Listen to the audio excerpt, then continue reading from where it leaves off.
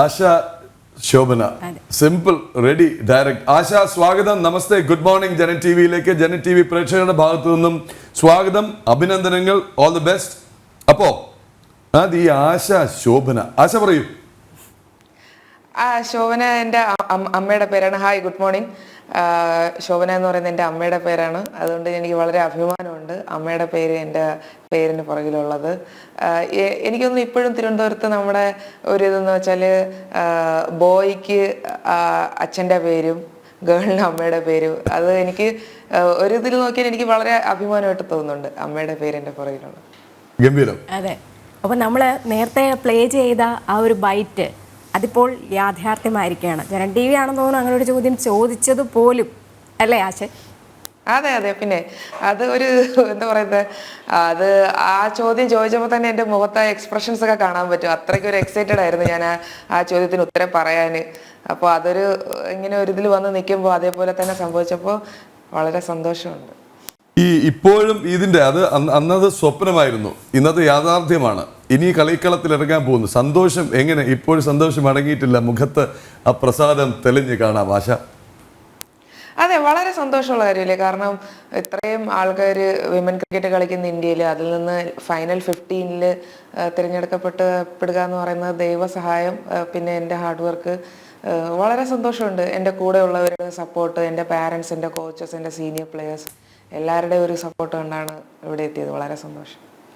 ഈ ഇന്ത്യൻ ജേഴ്സിയിൽ ആദ്യമായിട്ടല്ല ആശാ ശോഭ, പക്ഷേ ഇപ്പോൾ അതിൻ്റെയും ഇരട്ടി ഒരു സന്തോഷമാണ് ഉണ്ടായിരിക്കുന്നത്. ആശ പറയുന്ന വാക്കുകളിൽ നിന്ന് തന്നെ നമുക്ക് മനസ്സിലാക്കാൻ കഴിയും. അപ്പം ആശയോടൊപ്പമുള്ളത് ഒരു മലയാളി താരം കൂടെയാണ്.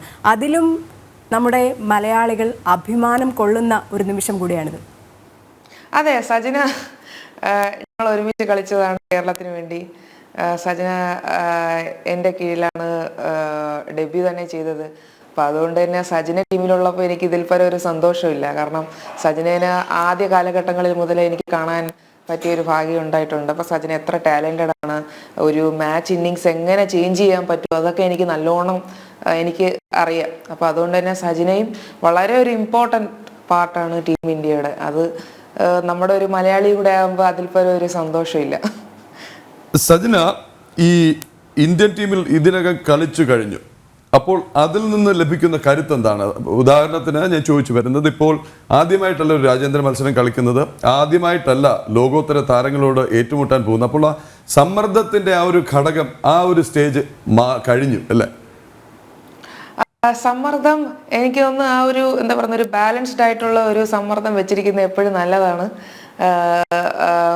എന്നെ ഇപ്പോൾ റീസെൻ്റായിട്ട് സൗത്ത് ആഫ്രിക്ക സീരീസിൽ ഒരു T20യും പിന്നെ 2 വൺ ഡേ കളിക്കാൻ പറ്റി, പിന്നെ ബംഗ്ലാദേശിൽ കളിക്കാൻ പറ്റി, പിന്നെ WPL എക്സ്പീരിയൻസ് അതായിരിക്കും എനിക്ക് ഒന്ന് കുറച്ചുകൂടെ എനിക്ക് ഈ വേൾഡ് കപ്പിൽ യൂസ് ആവുന്നത്. കാരണം WPL എല്ലാ രാജ്യത്തിലുള്ള പ്ലെയേഴ്സുമായിട്ട് നമുക്ക് എഗെയിൻസ്റ്റും ടീമിലും കളിക്കാൻ പറ്റിയിട്ടുണ്ട്. ഇപ്പോൾ ഓസ്ട്രേലിയ ആണെങ്കിൽ ഇംഗ്ലണ്ട്, സൗത്ത് ആഫ്രിക്ക, അവരുടെ കൂടെ കളിക്കാൻ പറ്റിയിട്ടുണ്ട്. അപ്പോൾ അത് ഈ വേൾഡ് കപ്പ് പോലുള്ള ഇവൻറ്റ്സിൽ നമുക്കത് വളരെ യൂസ്ഫുൾ ആയിരിക്കും.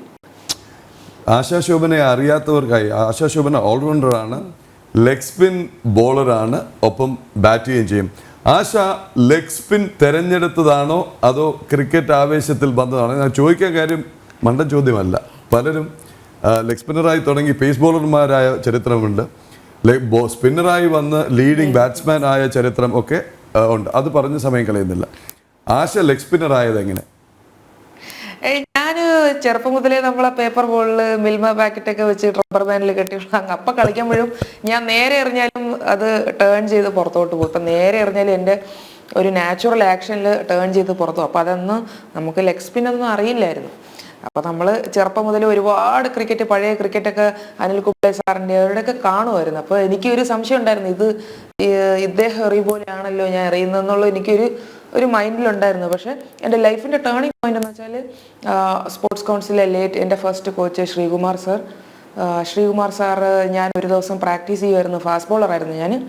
പ്രാക്ടീസ് ചെയ്തപ്പോൾ ടയർഡായിട്ട് എനിക്കിനി ഓടാൻ വയ്യ, എന്തിനു ഓടുന്നതെന്ന് വിചാരിച്ച് ഞാൻ, സാർ അടുത്തൊന്നും ഇല്ലായിരുന്നു. അപ്പോൾ കുറച്ച് നേരം നിന്ന് ബോൾ ചെയ്യാം എന്ന് വിചാരിച്ച് ഞാൻ ചുമ്മാ എറിഞ്ഞതാണ്. സാറ് ദൂരത്ത് നിന്ന് എന്നെ കണ്ടിട്ട് ഇങ്ങനെ വന്നിട്ട് സീരിയസ് ആയിട്ട് വന്ന് വെച്ച്, നീ ഇപ്പോൾ എന്താ എറിഞ്ഞു ചോദിച്ചു. ഞാൻ പറഞ്ഞു, സാർ എനിക്ക് വയ്യ, ഞാൻ തളർന്നു പോയി, അതുകൊണ്ട് ഞാൻ ഇങ്ങനെ എറിയുകയാണെന്ന് പറഞ്ഞു. അപ്പോൾ സാറ് പറഞ്ഞ് കുഴപ്പമില്ല, ഇന്ന് മുതൽ ഇങ്ങനെ എറിഞ്ഞാൽ മതി എന്ന് പറഞ്ഞു. അപ്പം അതെൻ്റെ ഒരു ലൈഫിൽ ഒരു വല്ലാത്തൊരു ടേണിംഗ് പോയിന്റാണ്. അന്ന് മുതലാണ് ഞാൻ ലെഗ് സ്പിന്ന് തന്നെ എറിയാൻ തുടങ്ങിയത്. അപ്പൊ ആ സാറാണ് ശ്രീകുമാർ സാർ എൻ്റെ സുഹൃത്താണ്.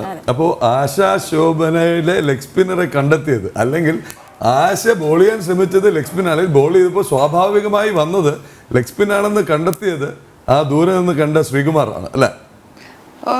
ഉറപ്പായി. പക്ഷേ ഈ കുപ്പായം അണിയുന്നത് ആദ്യമായിട്ടായിരിക്കില്ല, പക്ഷേ ഇപ്പോൾ ഇനി വേൾഡ് കപ്പിലേക്ക് കളിക്കാൻ പോകുമ്പോൾ ഈ കുപ്പായം അണിഞ്ഞ് കളിക്കുന്നത് ഒരു ആവേശം കൂടുകയല്ലേ ചെയ്യുന്നത്? ഉറപ്പായിട്ടും. കാരണം വേൾഡ് കപ്പ് എന്ന് പറയുന്നത് നമ്മുടെ ക്രിക്കറ്റിൻ്റെ ഏറ്റവും വലിയ ഇവൻ്റാണ്. അപ്പോൾ അതിൽ ഇന്ത്യ പോലുള്ള രാജ്യത്ത് ഒരു ക്രിക്കറ്റ് ഒരു റിലീജിയനായിട്ട് കാണുന്ന ഒരു രാജ്യത്തു നിന്ന് ഇത്രയും ആൾക്കാർ കളിക്കുന്ന ഒരു ഗെയിം, അത് നമ്മൾ ഇന്ത്യനെ റെപ്രസെൻ്റ് ചെയ്യുക എന്ന് പറയുന്നത് ഒരു ദൈവഭാഗ്യം. ഞാൻ വളരെ സ്പെഷ്യലായിട്ടൊന്നും ഞാൻ വിചാരിക്കുന്നില്ല, ഇത്രയും പേര് കളിച്ച് ക്രിക്കറ്റ് കളിക്കുന്നത് വളരെ സ്പെഷ്യലായിട്ട് എന്ന് വിചാരിക്കുന്നില്ല. പക്ഷെ എനിക്ക് ദൈവഭാഗ്യം ഉണ്ടായിരുന്നു, എൻ്റെ ഹാർഡ് വർക്ക്, പിന്നെ എല്ലാം പെർഫെക്റ്റ് ടൈമായിരുന്നു. എന്ന് വെച്ചാൽ ദൈവത്തിൻ്റെ സമയം അത്ര വിചാരിക്കുന്നു.